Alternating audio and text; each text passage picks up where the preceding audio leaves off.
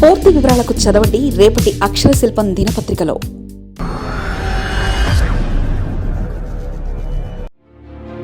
AU ప్రతిష్టను మంటగలిపిన పాలకులు.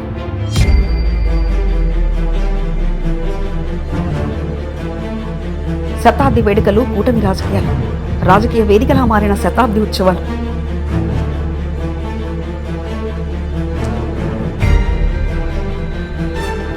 Private university అధినేత పెత్తనం ఏంటది? చప్పగా సాగించి ముగిసిన 100 ఏళ్ల పండగ. పూర్వ విద్యార్థుల విస్మరణ, విద్యావేత్తల ఆగ్రహం.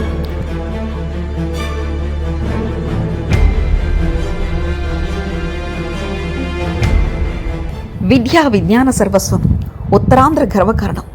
ఆంధ్ర విశ్వవిద్యాలయం 100 ఏళ్ల ప్రస్థాన వేడుకలు అత్యంత దారుణంగా సాగాయి. ఒకప్పుడు దేశవ్యాప్తంగా విద్యావేత్తలను, మేధావులను ఆకర్షించిన ఈ ప్రతిష్టాత్మక సంస్థ శతాబ్ది ఉత్సవాలు నేడు రాజకీయ రంగు పులుముకొని కళావిహీనంగా మారాయి.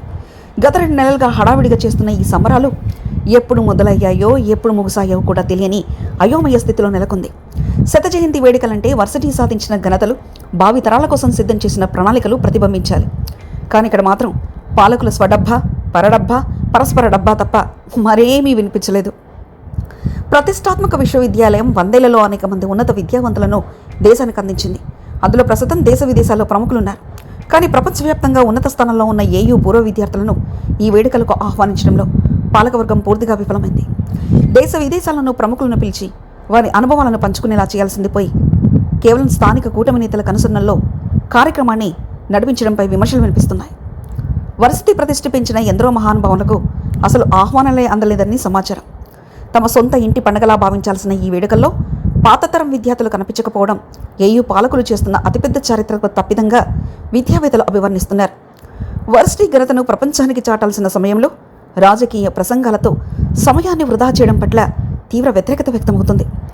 100 ఏళ్ల పండుగ సందర్భంలోనైనా వచ్చే 25 ఏళ్లలో ఏయూ ఎటువంటి శిఖరాలను అధిరోహించాలి, పరిశోధనల రంగంలో ఎటువంటి ముందడుగు వేయాలనే చర్చ జరగాల్సిందే.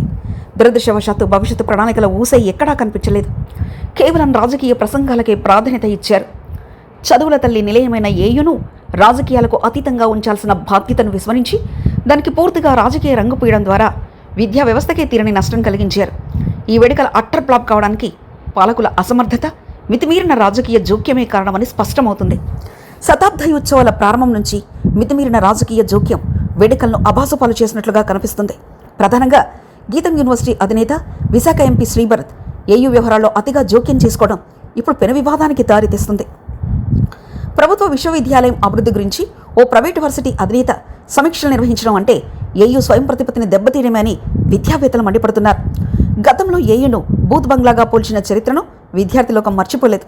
అటువంటి వ్యాఖ్యలు చేసిన వారి సమక్షంలో శతాబ్ది ఉత్సవాలు నిర్వహించడం ఏయూ పరువును గంగలో కలిపినట్లేనని మేధావులు మండిపడుతున్నారు. ప్రభుత్వ వర్సిటీని నిర్వీర్యం చేసి ప్రైవేట్ సంస్థలకు లబ్ధి చేకూర్చేలా ఈ కుట్రలో భాగంగానే ఈ పరిణామాలు చోటు చేసుకున్నాయని అనుమానాలు వ్యక్తమవుతున్నాయి. సోమవారం ఏయూ ఇంజనీరింగ్ కాలేజ్ గ్రౌండ్లో జరిగిన తుది కార్యక్రమం ఓ పవిత్ర విద్యాసంస్థ వేడుకలకు కాకుండా కూటమి నేతల బహిరంగ సభను తలపించింది. ఉపరాష్ట్రపతి రాధాకృష్ణన్, గవర్నర్ అబ్దుల్ నజీర్, క్రీడా దిగ్గజం సచిన్ టెండూల్కర్ వంటి ప్రముఖుల ప్రసంగాలు విద్యాస్ఫూర్తిని రగిలిస్తే మిగిలిన ప్రజాప్రతినిధుల ప్రసంగాలు పూర్తిగా రాజకీయ వాసన వెదజల్లాయి. వేదికపై ఉన్న నేతలు ఒకరినొకరు పొగుడుకోవడానికే సమయం కేటాయించారు. పిల్లికి బిచ్చం వేయనివాడు పొరుగువాడికి పుణ్యం చేసినట్లు అన్న చందంగా ఏయూ అభివృద్ధిని పక్కన పెట్టి తమ రాజకీయ ఉనికిని చాటుకోవడానికే ఈ వేదికను వాడుకోవడం శోచనీయం. ఉత్తర కుమారుని పగర్భాలు అన్నట్లుగా సాగిన వేడుకల్లో కూటమి ప్రజాప్రతినిధుల కనుసనల్లో అధికారులు కీలుబొమ్మలుగా మారారు. స్వడబ్బా కొట్టుకోవడంలో ఉన్న ఉత్సాహం విశ్వవిద్యాలయ అభివృద్ధిపై చూపకపోవడం గమనార్హం.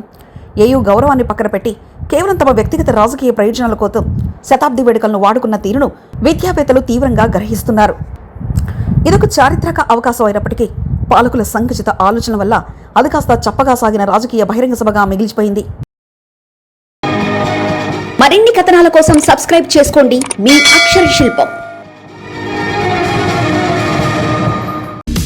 పూర్తి వివరాలకు చదవండి రేపటి అక్షర శిల్పం దినపత్రికలో.